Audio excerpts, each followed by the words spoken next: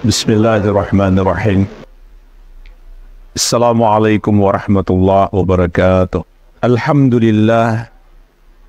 Wassalatu wassalamu ala rasulillah. Wa ala alihi wa sahbihi wa man walah. Wa la hawla wa la quwwata illa billahi amma ba'd.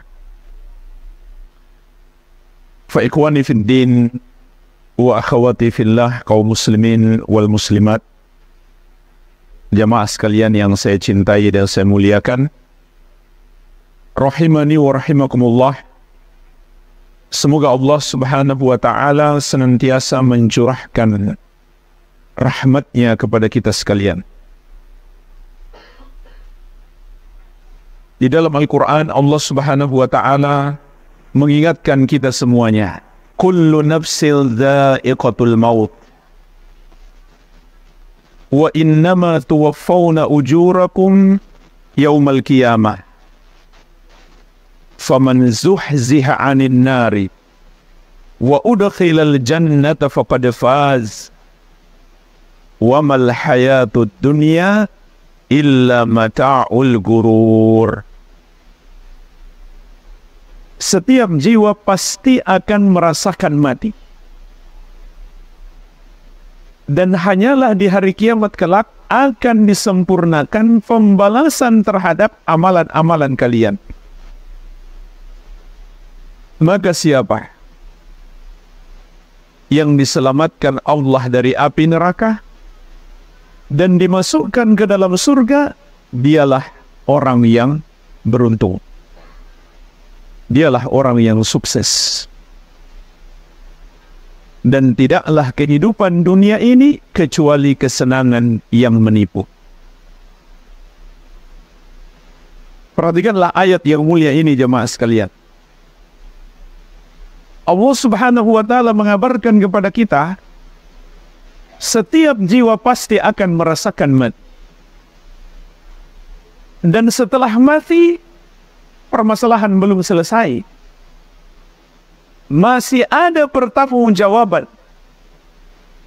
atas semua yang kita lakukan di muka bumi. Kemudian Allah mengingatkan kita, orang sukses yang sebenarnya adalah orang yang selamat dari api neraka. Orang sukses yang sebenarnya adalah orang yang masuk surga. Dan Allah pun mengingatkan, kehidupan dunia ini hanyalah kesenangan yang menipu. Maka jangan sampai kita tertipu, sehingga kita mengira kehidupan dunia ini adalah akhir segalanya. Kemudian kita lupakan kehidupan kita yang sesungguhnya adalah di negeri akhirat. Kehidupan yang kekal abadi.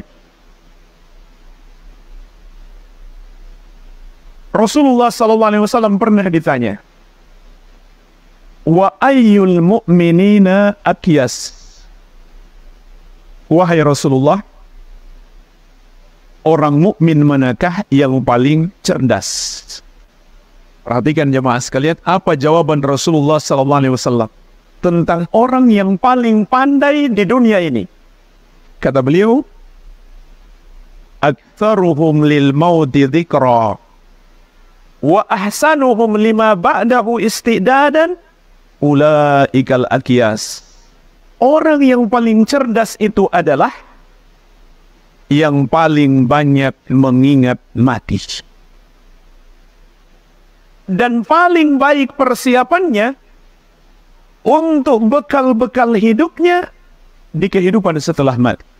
Mereka itulah orang-orang yang cerdas. Maka orang yang cerdas itu jemaah sekalian adalah yang memikirkan dan mempersiapkan kebahagiaannya di masa depan. Bukan masa depan 20-30 tahun yang akan datang, tapi masa depan di kehidupan yang kekal abadi, yaitu hidup setelah mati. Masa depan kita di alam kubur, masa depan kita di hari kebangkitan. Masa depan kita di tempat kita kembali. Apakah ke surga atau ke neraka?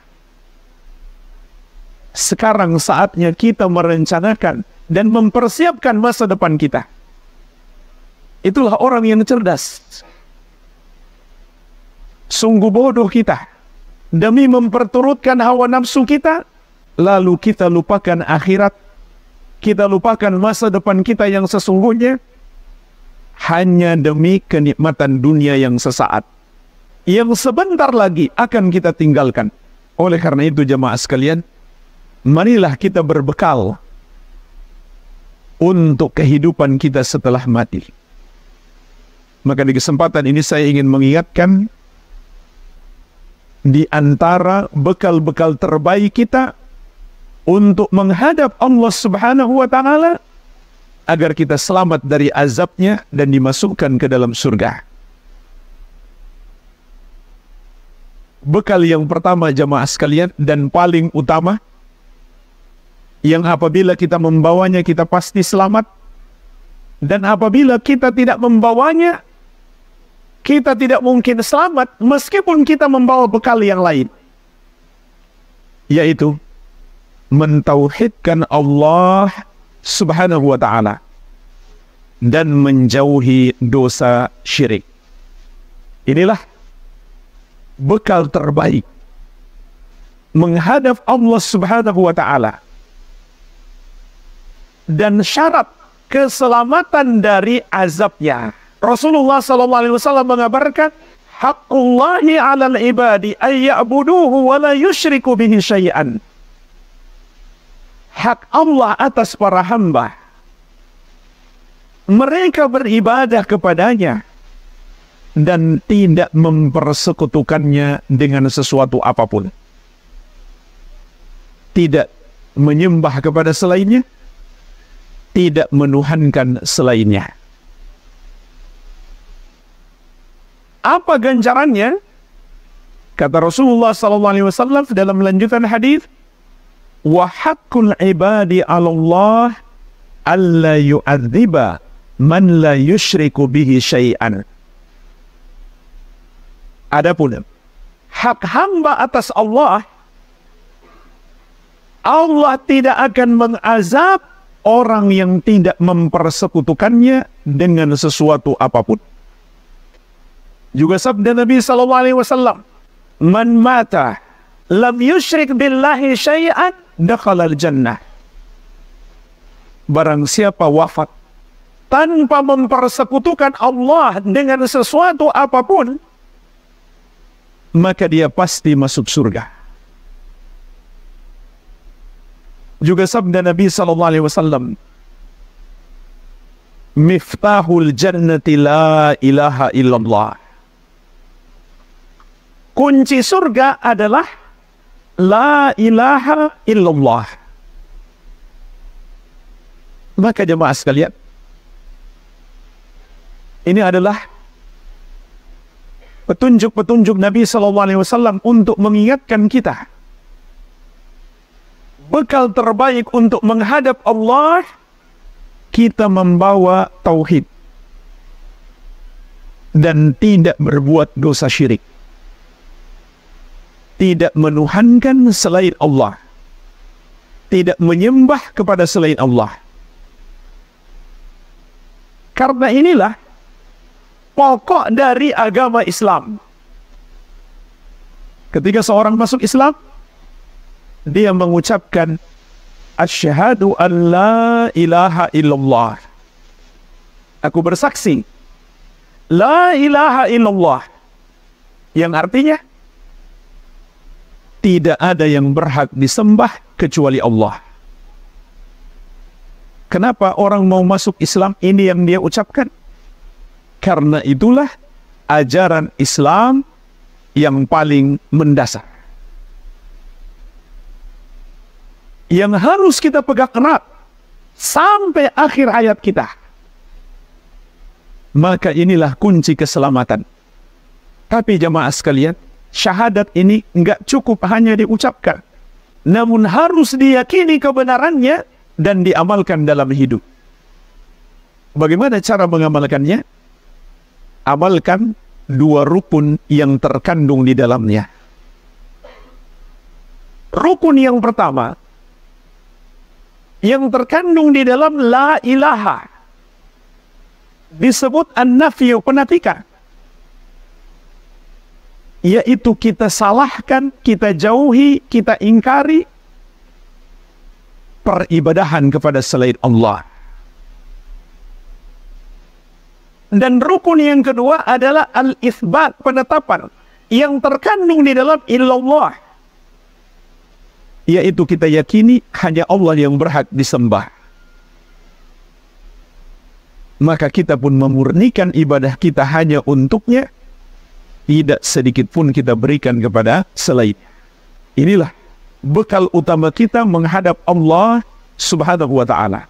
Jemaah sekalian, orang yang berbuat dosa syirik, yaitu yang menyembah kepada selain Allah atau menuhankan selain Allah, maka dia tidak mungkin selamat. Karena itu adalah dosa terbesar yang paling Allah murkai.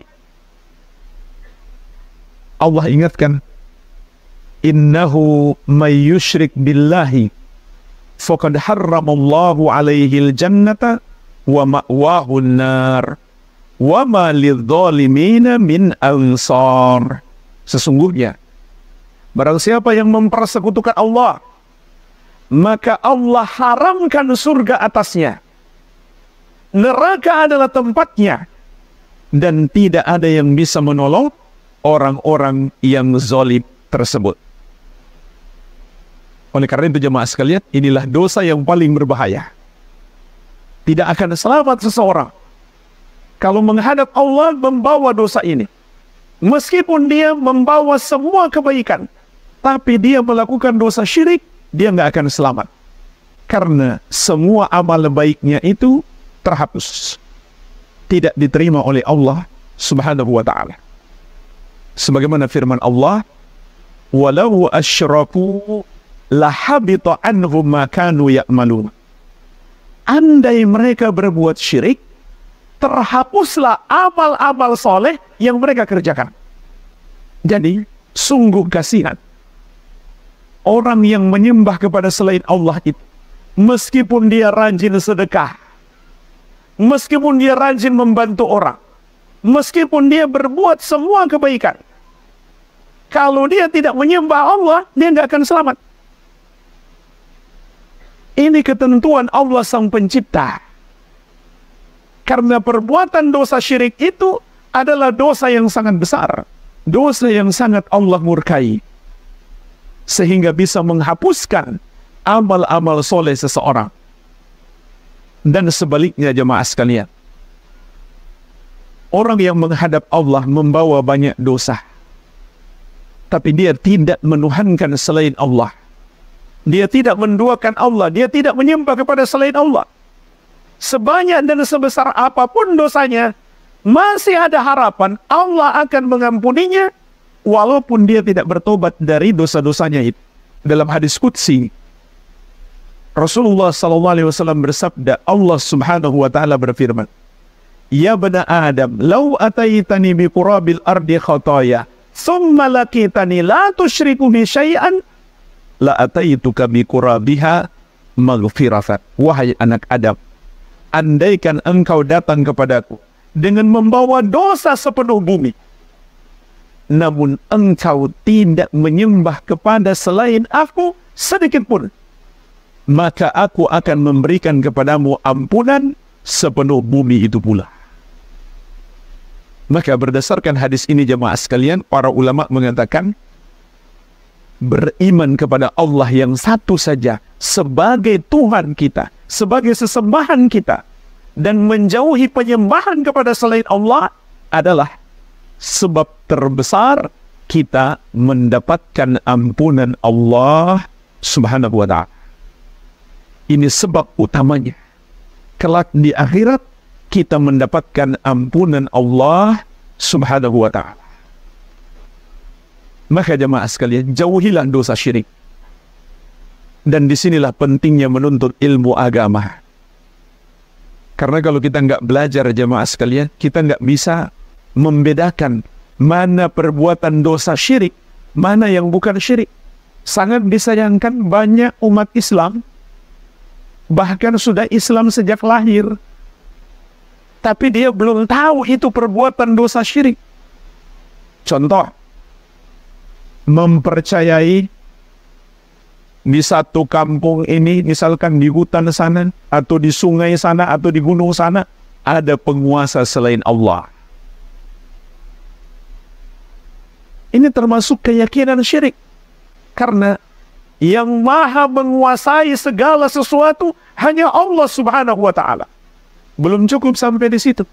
Karena mereka meyakini makhluk itu penguasa, mereka pun membuat upacara sesajen misalkan, untuk pendekatan diri kepadanya. Sampai menyembelih seekor hewan untuk persembahan terhadapnya. Ini termasuk dosa syirik. Karena yang boleh kita mendekatkan diri kepadanya dengan melakukan amalan-amalan termasuk menyembelih hewan hanya Allah subhanahu wa ta'ala. Qul inna salati wa nusuki wa mahyaya wa mamati lillahi rabbil alamin. Katakanlah, sesungguhnya solatku, sembelihanku, hidupku dan matiku hanya untuk Allah Rabbul Alamin. Atau kemudian mereka minta tolong kepadanya, bermohon, berdoa. Padahal yang maha mampu menolong kita hanya Allah subhanahu wa ta'ala. Maka orang yang meminta tolong, berdoa, bermohon kepada makhluk-makhluk yang diyakini sebagai penguasa di satu tempat, ini termasuk dosa syirik. Karena itu juga termasuk ibadah. Rasulullah SAW menegaskan, ad-du'a'u huwal ibadah. Doa itu adalah ibadah. Dan ibadah hanya boleh kepada Allah. Rasulullah SAW juga bersabda, idza sa'alta fas'alillah, wa idza sta'anta fasta'in billah. Kalau kamu mau minta sesuatu, mintalah kepada Allah. Kalau kamu butuh pertolongan, mohonlah kepada Allah. Begitu pula jemaah sekalian, bergantung hati. Ini termasuk ibadah yang harus kita murnikan hanya untuk Allah. Oleh karena itu, orang yang bergantung hati kepada benda-benda, kepada keris misalkan, kepada jimat-jimat, dia yakini benda-benda itu bisa melindunginya dari segala mara bahaya, maka itu termasuk keyakinan syirik. Rasulullah SAW menegaskan, man 'allaqa tamimatan faqad asyrak. Siapa yang menggunakan jimat, maka dia telah berbuat syirik. Yakinlah kepada Allah. Dan itu juga, mohon maaf, termasuk kurangnya akal seseorang. Kalau masih percaya benda-benda bisa memberi perlindungan. Benda-benda yang nggak bisa apa-apa, yang kita lempar di tempat sampah, nggak bisa melawan kita.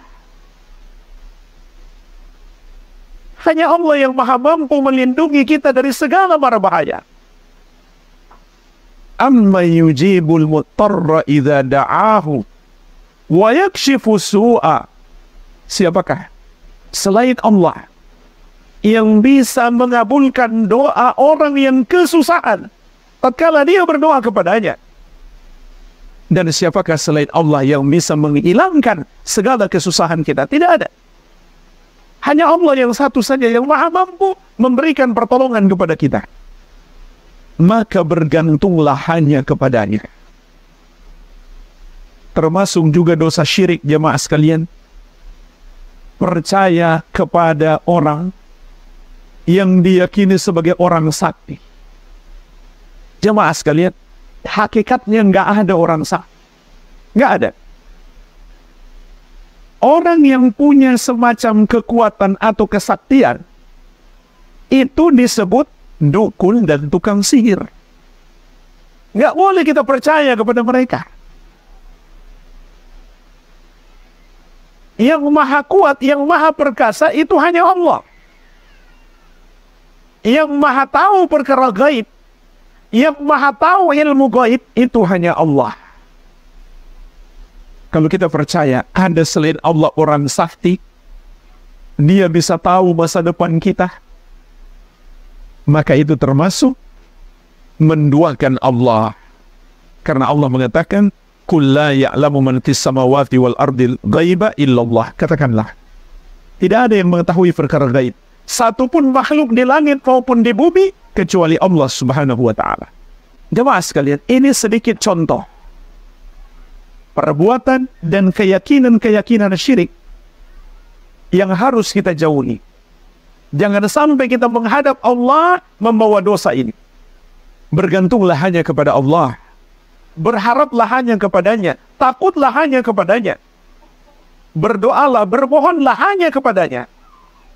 Hanya Dia yang maha kuat, yang maha perkasa, yang maha kuasa, yang maha mampu menganugerahkan kepada kita segala kebaikan, yang maha mampu menghilangkan dari kita segala kemudaratan. Yakinlah, hanya Allah yang mampu melakukan itu semuanya. Semua selain Allah kecil, semua selain Allah rendah. Oleh karena itu Allah tegaskan, "Dzalika bi anna Allah huwal haq wa anna ma yad'una min dunihi huwal batil wa anna Allah huwal aliyyul kabir." Dialah Allah, sesembahan yang benar, dan semua yang disembah selain Dia adalah batil, salah, tidak benar. Ini penegasan langsung dari Allah.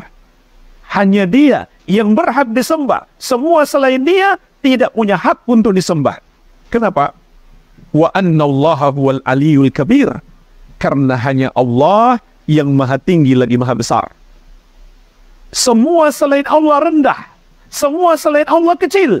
Semua selain Allah lemah. Tidak ada yang punya kuasa selain Allah. Tidak ada yang maha tinggi selain Allah. Tidak ada yang maha besar selain Allah. Maka hanya Dialah yang berhak disembah. Apabila kita menghadap Allah dengan keyakinan ini, maka inilah jaminan keselamatan. Inilah jemaah sekalian, bekal yang pertama. Bekal yang kedua, agar kita selamat di kehidupan akhirat adalah senantiasa berusaha meneladani Nabi Muhammad Sallallahu Alaihi Wasallam. Senantiasa berusaha mempelajari petunjuk-petunjuk Nabi Muhammad Sallallahu Alaihi Wasallam dan mengamalkannya. Karena jemaah sekalian, inilah jalan untuk mendapatkan hidayah. Sebagaimana firman Allah, "Wa in tuti'uhu tahtadu." Kalau kalian menaati Rasul, maka kalian akan dapat hidayah. Dan ini juga jalan yang Allah tetapkan untuk menggapai ampunan dan cinta Allah. Siapa yang ingin dicintai oleh Allah dan diampuni dosa-dosanya, hendaklah dia meneladani Nabi Muhammad SAW. Sebagaimana firman Allah, "Qul in kuntum tuhibbunallaha fattabi'uni yuhibbukumullah wa yaghfir lakum dzunubakum wallahu ghafurur rahim." Katakan wahai Muhammad, sampaikan kepada umatmu, kalau kalian benar-benar cinta kepada Allah, ikutilah aku, ikutilah Rasulullah SAW. Yuhibbukumullah, barulah Allah akan mencintaimu, wa yaghfir lakum dzunubakum, dan mengampuni dosa-dosamu. Dan Allah Maha Pengampun lagi Maha Penyayang. Maka jemaah sekalian, berdasarkan ayat ini, sebesar apa kita meneladani Rasulullah SAW dan mempelajari petunjuk-petunjuk beliau kemudian mengamalkannya, maka sebesar itu pula cinta Allah kepada kita dan ampunannya kepada kita. Dan jemaah sekalian, Rasulullah SAW bersabda, "La yudkhilu ahadakum amaluhu al-jannah." Tidak seorang pun dari kalian yang amalannya dapat memasukkan dia ke dalam surga. Para sahabat bertanya, "Wala anta ya Rasulullah?" Apakah tidak juga engkau ya Rasulullah? Apakah amalanmu yang begitu hebat tidak bisa memasukkanmu ke dalam surga. Maka Nabi SAW menegaskan, wala ana, tidak pula aku, illa anna allaha yataghammadani birahmatin minhu wa maghfiratin, melainkan aku masuk surga karena Allah mencurahkan kepadaku kasih sayangnya dan ampunannya. Inilah jalan masuk surga, meraih kasih sayang dan ampunan Allah Subhanahu wa ta'ala. Maka Allah telah menetapkan jalan untuk meraihnya dengan mengikuti Nabi Muhammad SAW. Inilah jalan kita menggapai kasih sayang dan ampunan Allah Subhanahu wa ta'ala. Itulah sebabnya ketika seorang masuk Islam, kalimat yang kedua yang dia ucapkan adalah wa asyhadu anna Muhammadan Rasulullah. Dan aku bersaksi Muhammad adalah utusan Allah. Artinya, semua yang beliau ajarkan itu ajaran Allah. Maka, menaati beliau sama dengan menaati Allah. Menentang beliau sama dengan menentang Allah. Oleh karena itu Rasulullah SAW menegaskan, kullu ummati yadkhuluna al-jannata illa man aba. Semua umatku akan masuk surga kecuali yang enggak mau. Sahabat merasa heran dan bertanya, ya Rasulullah, siapa yang enggak mau masuk surga? Maka beliau menegaskan, man ata'ani dakhalal jannah wa man asani faqad aba. Siapa yang menaatiku, dialah yang akan masuk surga, dan siapa tidak menaatiku, dialah yang enggan masuk surga. Inilah jemaah sekalian bekal terbaik kita. Maka kembali lagi, disinilah pentingnya belajar. Bagaimana caranya kita meneladani Rasulullah SAW? Dalam solat beliau, puasa beliau, zakat beliau, haji dan umrah beliau, akhlak beliau, rumah tangga beliau. Gimana cara kita meneladaninya? Dimulai dengan kita mempelajarinya. Kita pelajari hadis-hadis Nabi Muhammad SAW yang menjelaskan tentang petunjuk-petunjuk beliau, kemudian kita berusaha meneladaninya. Itulah bekal terbaik yang kedua di kehidupan setelah mati. Yang ketiga jemaah sekalian adalah menjaga solat 5 waktu. Allah Subhanahu wa ta'ala mengingatkan kita ancaman terhadap orang-orang yang menyia-nyiakan solat. Fakhalafa min ba'dihim khalfun adaa'u salata wattaba'u syahawat fasawfa yalqawna ghayya. Kemudian datang satu generasi pengganti yang buruk. Apa ciri generasi pengganti yang buruk? Ada 2. Yang pertama, menyia-nyiakan solat. Yang kedua, memperturutkan hawa nafsu. Maka kelak kata Allah, mereka akan menemui al-ghay. Al-ghay itu ada 2 makna. Makna yang pertama, tersesat di kehidupan dunia.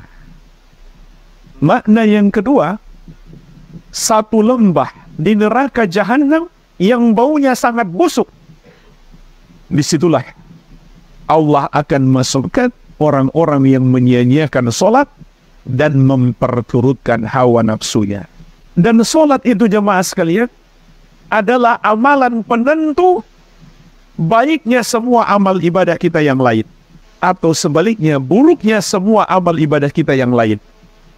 Sebagaimana sabda Nabi SAW, awwalu ma yuhasabul abdu min amalihi yaumal qiyamah salatuhu. Idza salahat salaha sa'iru amalihi wa idza fasadat fasada sa'iru amalihi. Amalan seorang hamba yang pertama akan diadili kelak di hari kiamat adalah solatnya. Kalau baik solatnya, maka semua amalannya akan ikut menjadi baik. Kalau buruk solatnya, maka semua amalannya akan ikut menjadi buruk. Kenapa jemaah sekalian? Karena di dunia ini, kalau solat seseorang itu baik, maka itu akan menjadi pintu hidayah baginya untuk mengamalkan kebaikan-kebaikan yang lain dan selamat dari dosa-dosa. Sebagaimana firman Allah, "Inna sholata tanha 'anil fahsya'i wal munkar." Sesungguhnya salat itu mencegah dari perbuatan keji dan mungkar. Maka dipastikan kalau seseorang itu salatnya baik, pasti amalan-amalan lainnya akan ikut menjadi baik. Kalau salatnya rusak, pasti amalan-amalan lainnya akan ikut menjadi rusak. Tapi mungkin muncul pertanyaan, kenapa kok ada orang rajin salat, namun masih juga suka melakukan dosa-dosa? Rajin salat tapi koruptor. Rajin salat tapi suka maksiat. Maka jemaah sekalian, yakinlah salatnya tidak beres. Karena Allah nggak mungkin salah. Allah mengatakan, salat mencegah dari perbuatan keji dan mungkar. Lalu ada orang yang salat tidak mencegah dia dari perbuatan keji dan mungkar. Pastinya salatnya yang salah, bukan ayat yang salah. Oleh karena itu jemaah sekalian, bagaimana agar salat kita menjadi baik? Ada 5 yang harus kita perhatikan.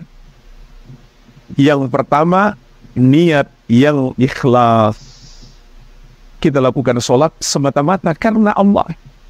Jangan biarkan ada sekecil apapun keinginan di hati kita agar dipuji orang, agar dipuji atasan, atau sebaliknya agar dipuji bawahan. Hati-hati, ini namanya riya. Orang yang beribadah karena ingin dipuji orang, saat itu dia bukan dapat pahala, malah dapat dosa. Jadi harus ikhlas, diniatkan semata-mata untuk mencari ridho Allah. Yang kedua, salatnya mengikuti petunjuk Nabi Muhammad SAW. Karena beliau bersabda, "Sallu kama ra'aitumuni fusalli." Salatlah kamu sebagaimana kamu melihat aku salat. Nah, kembali lagi, pentingnya belajar. Bagaimana caranya kita melihat Nabi SAW salat? Para sahabat beliau telah meriwayatkan dengan detail bagaimana cara beliau sholat, mulai dari takbir sampai salaf. Kita tinggal belajar, kemudian kita praktekkan. Yang ketiga, agar sholat kita menjadi baik, perhatikan kekhusyukan sholat kita. Walaupun jemaah sekalian, khusyuk itu tidak mudah, tapi kita harus berusaha. Dan di antara sebab yang membantu kita untuk khusyuk adalah memahami bacaan sholat kita. Semakin kita paham, semakin membantu kita khusyuk. Yang keempat, memperhatikan waktu sholat. Tidak boleh menunda-nunda waktu sholat tanpa ada alasan yang dibenarkan oleh syariat. Dan yang kelima, bagi laki-laki berjamaah di masjid. Adapun bagi wanita, boleh ikut berjamaah di masjid, tapi lebih afdal para wanita sholat di rumah. Dan kaum laki-laki, sholat wajib hendaklah di masjid, dan sholat sunnah lebih afdal di rumah bagi kaum laki-laki. Apa hikmahnya? Supaya kita lebih ikhlas, dan supaya keluarga di rumah juga bisa mencontoh kita sholat. Itu hikmahnya, laki-laki dianjurkan sholat sunnah di rumah lebih afdal. Kalau dia mau sholat di masjid, juga tidak mengapa. Ya Allah. Inilah jemaah sekalian, 5 yang harus kita perhatikan agar sholat kita menjadi baik. Bekal terbaik kita untuk kehidupan setelah mati. Yang keempat adalah berakhlak mulia. Berakhlak baik. Jemaah sekalian, akhlak baik itu luar biasa. Pahalanya sangat besar. Jangan kita sepelekan. Rasulullah SAW bersabda, "Innal mu'mina la yablughu bi husni khuluqihi darajata as-sha'ib al-qa'im." Sesungguhnya orang mukmin itu dengan akhlaknya yang baik, dia bisa mencapai derajat orang yang rajin puasa sunnah dan rajin sholat tahajud. Jadi Bukan rajin puasa sunnah saja, bukan rajin sholat tahajud saja, tapi dua-duanya. Ada orang setiap hari puasa sunnah, setiap malam sholat tahajud. Kata Nabi SAW, orang yang berakhlak mulia dapat menggapai pahala sama dengan dia. Karena besarnya pahala akhlak mulia itu.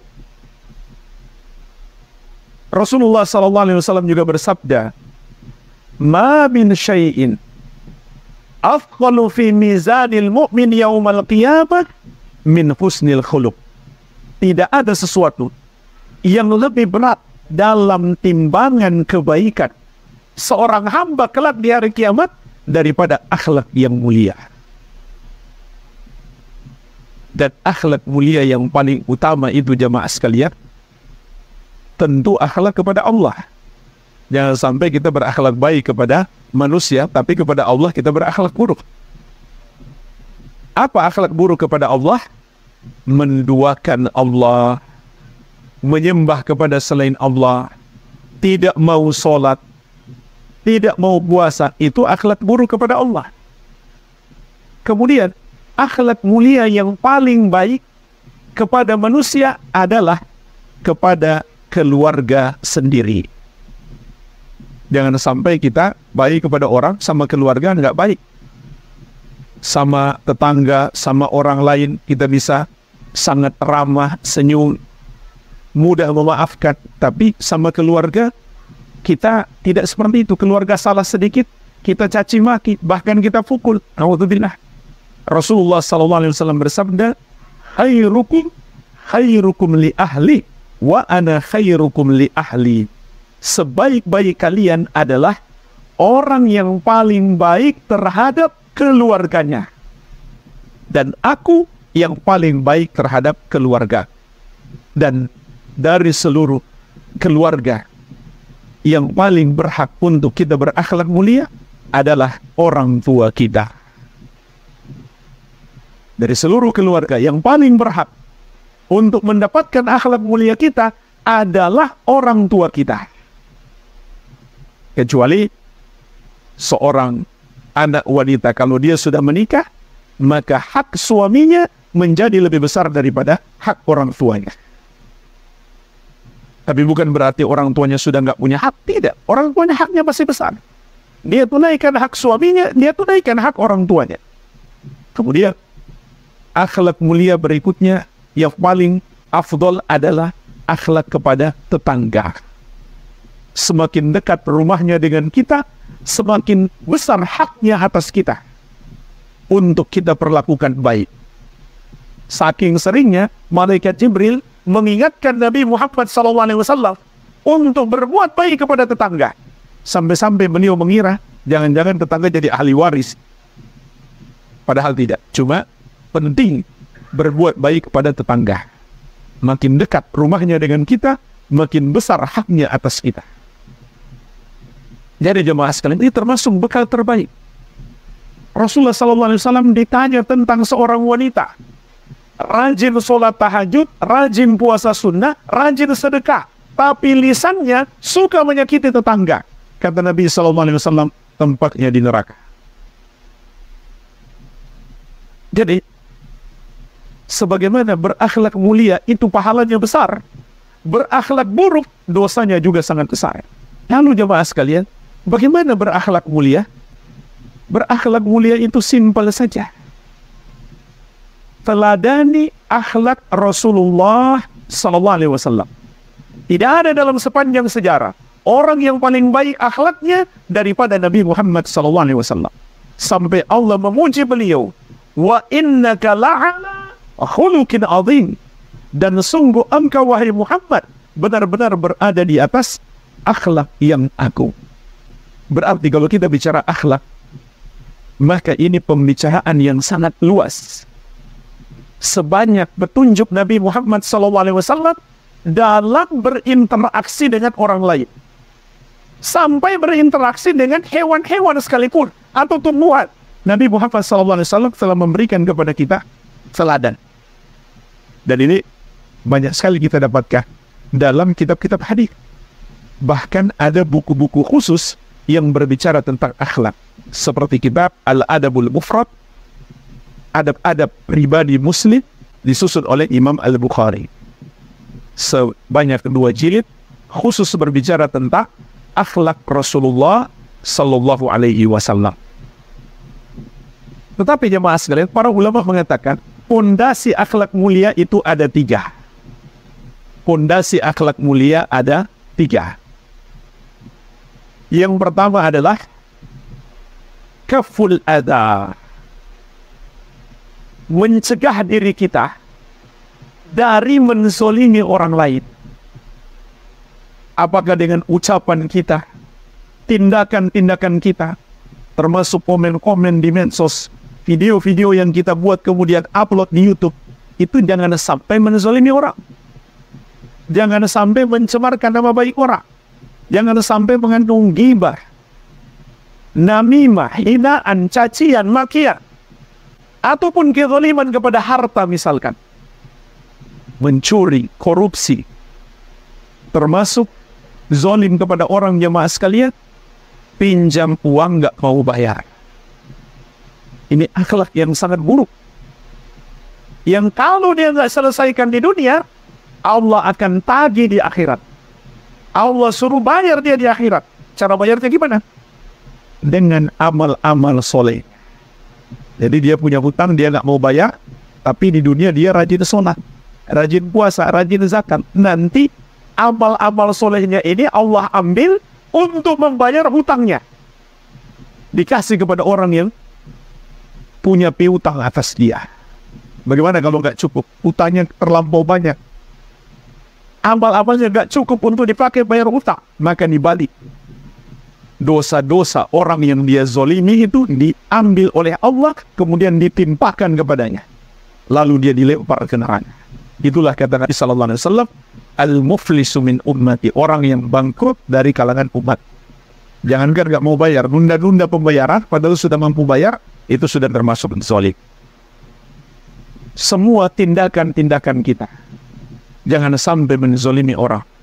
Yang kedua, wabadlun nada, berbuat baik kepada orang dengan semua yang mampu kita lakukan. Dengan harta kita kah? Atau dengan tenaga kita? Atau dengan jabatan kita? Atau dengan koneksi kita, pengaruh-pengaruh kita? Manfaatkan itu semuanya untuk berbuat baik kepada orang lain. Maka itu termasuk akhlak mulia. Tapi ingat, harus diniatkan karena Allah Subhanahu wa Ta'ala. Jangan diniatkan supaya dapat pujian orang, atau supaya mereka juga berlaku baik kepada kita. Itu niat yang salah. Sebagaimana firman Allah tentang ucapan orang-orang yang beriman, innama nud'imukum liwajhillahi la nuridu minkum jazaa'a wala syukura. Kami memberi makan kepada kalian demi wajah Allah. Maksudnya biar masuk surga dan mendapatkan nikmat terbesar penghuni surga, yaitu melihat wajah Allah. La nuridu minkum jazaa'a wala syukura. Kami tidak mengharapkan dari kalian balasan, tidak pula sekedar ucapan terima kasih. Memang kalau kita berbuat baik kepada orang, ia wajib mengucapkan terima kasih, wajib. Tapi kita nggak boleh berharap. Harapkan saja balasan itu dari Allah semata. Itulah akhlak mulia. Agar akhlak kita bernilai ibadah. Bukan sekedar interaksi sosial dengan masyarakat, tapi bernilai ibadah di sisi Allah. Pondasi akhlak mulia yang ketiga adalah as-sabru 'alal adha. Nah, ini akhlak mulia yang paling sulit. Bersabar menghadapi orang yang menyakiti kita. Kebanyakan orang tidak sabar kalau disakiti oleh orang lain. Padahal itu akhlak mulia, bersabar. Ada lagi yang lebih tinggi sebetulnya daripada sabar, yang dipraktikkan oleh Rasulullah SAW, yaitu memberi maaf. Karena ada orang yang sabar, tapi hatinya masih jengkel. Memberi maaf, jemaah sekalian, ini akhlak yang sangat tinggi. Apa yang Allah akan berikan kepada kita kalau kita suka memberi maaf terhadap kesalahan orang? Kata Allah, wal ya'fu wal yasfahu ala tuhibbuna ayyaghfirallahu lakum. Hendaklah mereka memberi maaf dan berlapang dada. Berlapang dada itu artinya tidak dendam. Tidakkah kamu ingin Allah mengampunimu? Jadi, kalau kita suka memaafkan kesalahan orang, Allah pun akan memaafkan kesalahan-kesalahan kita.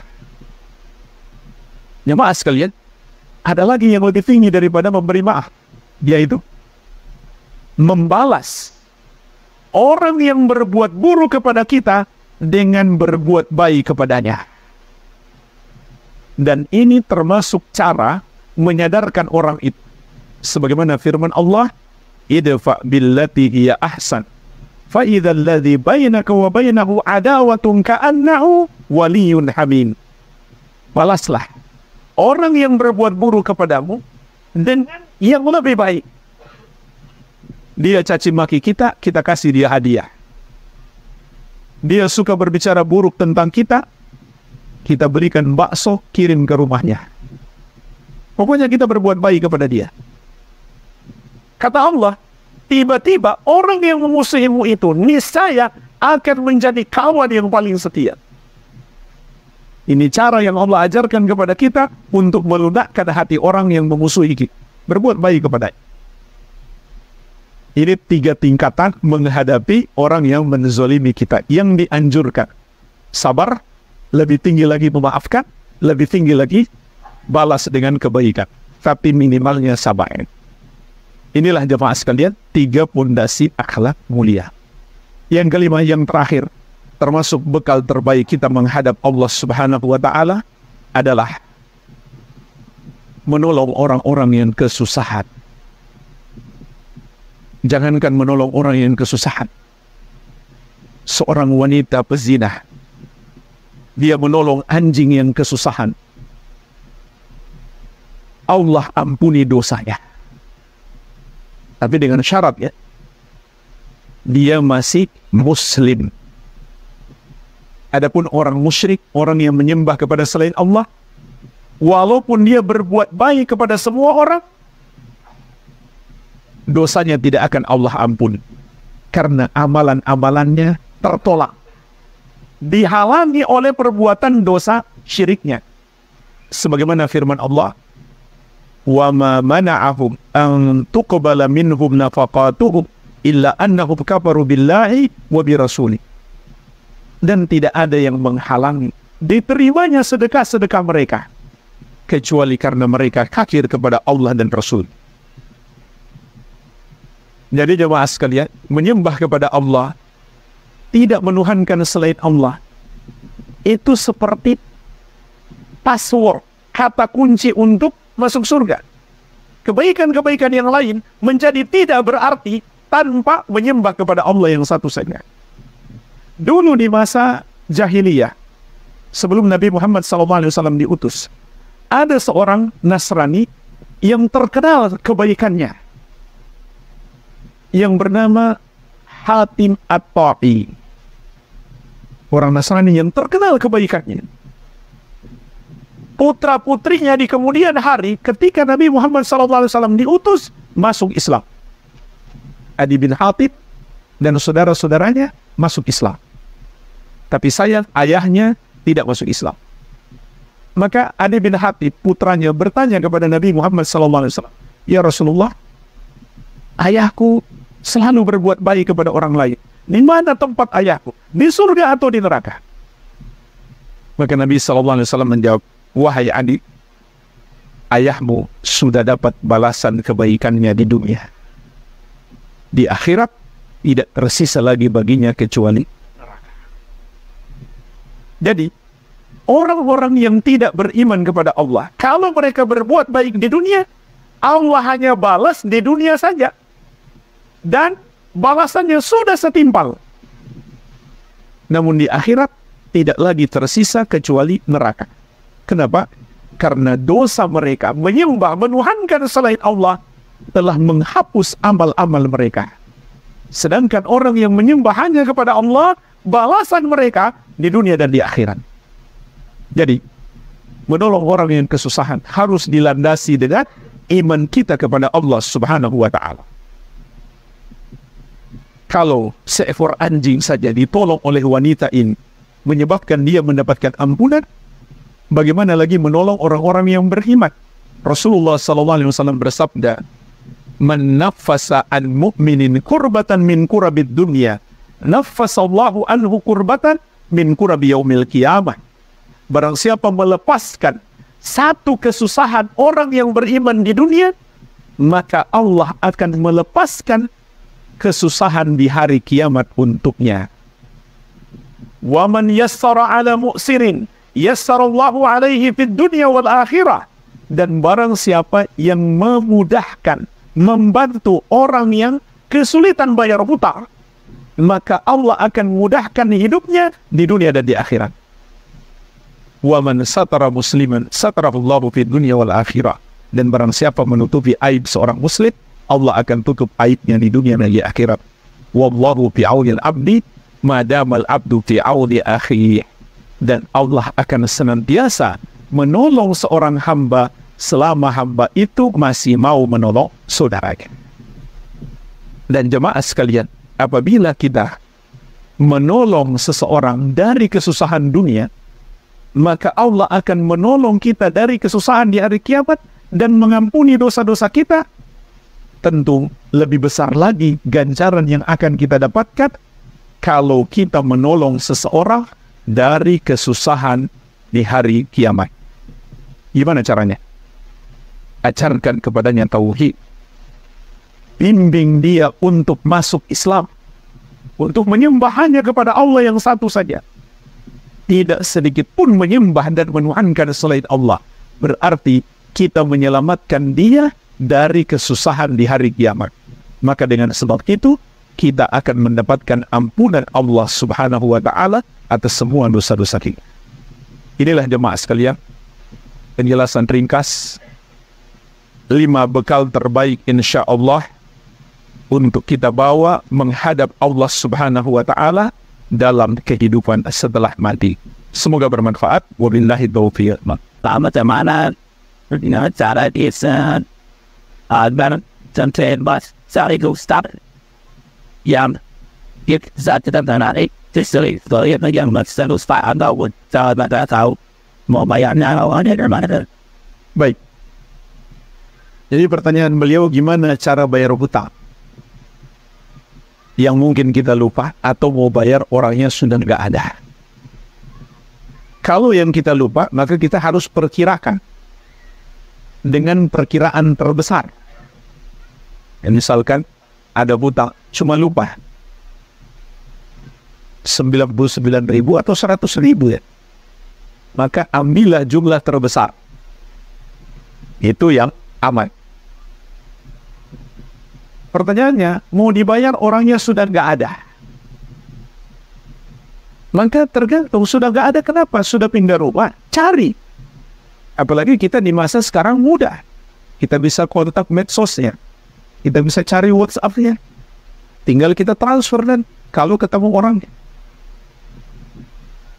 Bagaimana kalau orangnya sudah wafat misalkan? Maka cari ahli warisnya. Hutang harus tetap dibayar. Dan itu jadi milik ahli waris. Karena itu harta dia kan. Berarti harta warisan dia. Bagaimana kalau nggak ketemu sama sekali? Maka sedekahkan atas nama si mayit. Kita niatkan dalam hati kita, ini sedekah atas nama si mayit. Maka pahala akan sampai kepadanya. Pertanyaannya jemaah sekalian, sudah terlanjur disedekahkan, tiba-tiba orangnya muncul. Maka kata para ulama, dia berhak memilih. Apakah dia menyetujui hartanya disedekahkan? Maka pahalanya tetap dia dapatkan. Kalau tidak, ya kita harus ganti. Dan pahala sedekah jadi milik kita. Seperti itu, wallahu a'lam. Apalagi sama kesalahan.